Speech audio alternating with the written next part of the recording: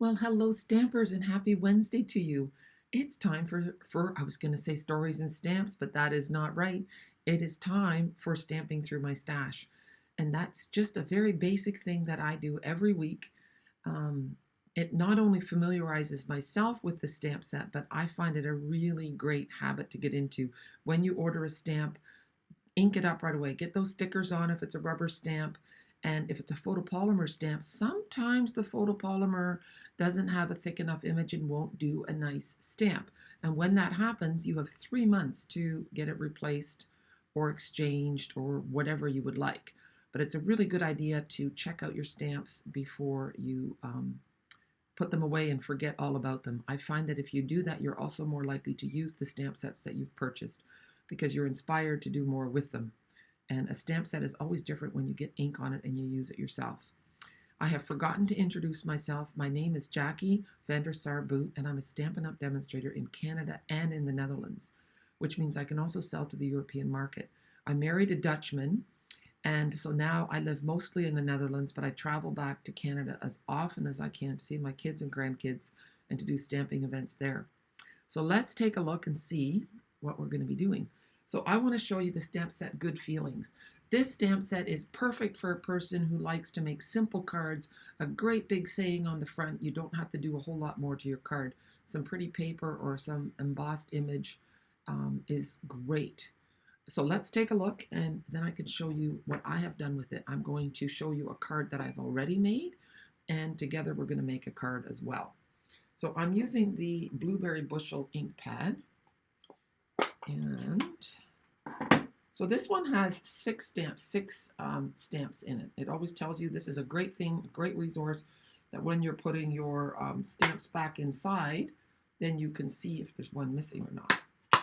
So with a big stamp, I like to just put the stamp on the block and ink it up this way. There, and that way you can see if it has good ink coverage or not. 1, 2, 3, 4, 5. Let's see, that worked out really well. Sending sunshine and good feelings your way. Let's do the next one. So this one isn't quite as big, but I still like to do this. You can do it the other way too. So for the next one, I'll do it the opposite way. You're on my mind and in my heart. Lovely. So now this one's a little bit smaller, and take a look at that. You can see that it looks a little choppy. I have trimmed the rubber, the excess rubber off so that I do not get a line. And sometimes that will get interfered a little bit with the sticker, but that's okay. So I'm just tap, tap, tapping, and that looks good. You don't have to press hard, just a gentle tap, tap, tap. And then 1, 2, 3, 4, 5. And that, oh, see, there must have been a little hair on that stamp or something.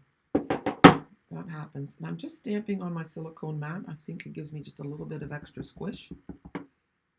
And here is a nice thank you. And then we've got hip hip. Now what goes with hip hip? Hip hip. Hooray. So you can do that in different colors if you want. So those are all the stamps. So that was easy. For the card, I'm going to also use this set. And I'm going to use these dies that go with it. Okay, so those are the Countryside Corners dies. And here is the first card that I have made. Simple, big thank you. You can see what I mean. You don't need a lot to make this card. So you know what? I thought I might as well show you. Here's the stamp, and you can see I didn't put the sticker on perfectly. You see a little bit of a piece sticking out. Well, if you turn it around, you can see that some ink gets on that edge. So I like to take my scissors and keep your cutting straight and just trim off those little bits. It just increases your success rate of not getting inky lines.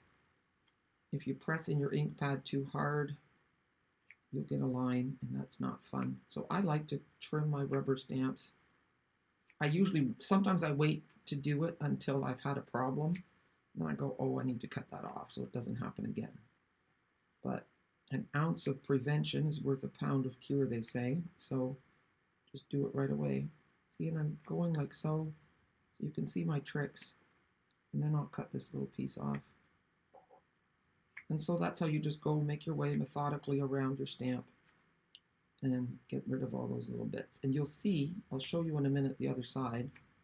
That's why you never, when you trim your stamp set, you always do it from this side. Never trim like this thinking that that's going to work, because your sticker might not be on there perfectly. So always trim from the back. Don't rely on the sticker. I've made that mistake once a long time ago and never again. You know what? That's looking pretty good. So take a look. See, you can see that a bit of the sticker is gone. That's okay. All right, are we ready to make the card? I am. I'm just going to throw these sticky little bits in the garbage so they don't get in the way. So we're starting with a boho blue card base. So the boho blue card base is going to be 8.5 by 5.5 scored at 4 1/4, or 21 centimeters by 14.85 centimeters scored at 10.5. That's what that is. And then you have a white layer that's going to be 10 centimeters by, I have to think, by 14.85, or 5 1/4 by 4. And I have run that through the Countryside Blossoms embossing folder.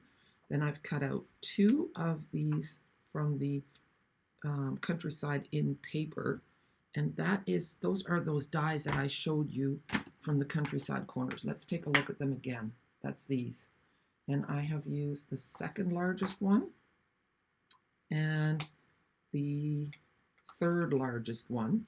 And then for the saying, I have a saying here, yep. And for the saying, I have used the third smallest one, okay?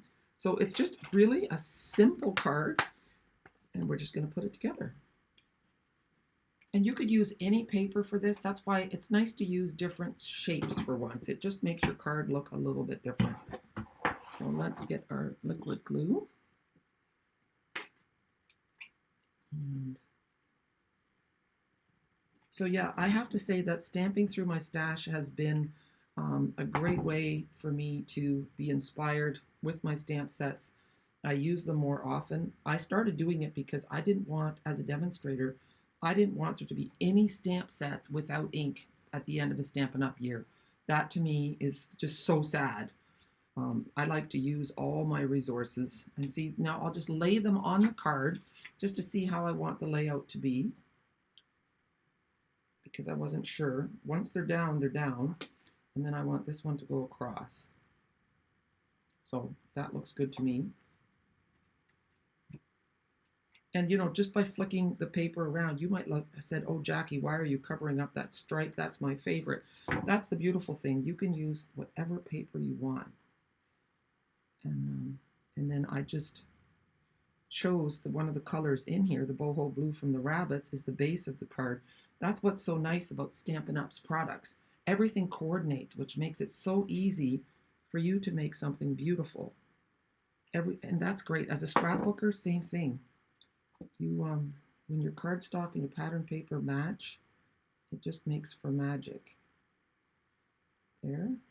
And I'm just making sure that, look at this, I've got that stuck to my hand. I want the bottom of this to match with the bottom. You don't want it to be crooked. If it is, now it's too late. Now I'm going to take this piece and I'm going to pop it up with some dimensionals. Oh yeah, here they are. So there we go. And then one last little thing to tie it all together. It's just a simple little thing, but it makes such a difference. This is a fairly simple card, as you can see. And it just needs just a little something. And there we have it. We can either put the flower there, and the flower mimics the flowers that are in the paper. I like it up here. And if you look carefully, it matches the shape of that flower on the top. So I could use a little dimensional, or I could use a glue dot. And the other thing is you can just flip your flower a little bit like so to make it curve up so that it has a little bit more dimension. How cool is that? Just a little trick, and it makes all the difference. We'll put a little bit of adhesive just in the middle. And I just want to make sure I'm not covering up any words. There. How lovely is that?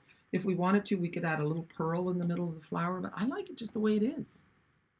Well, you know what? I know y'all like some bling, so we're going to put a nice big pearl in the middle. And it actually does look really pretty, doesn't it?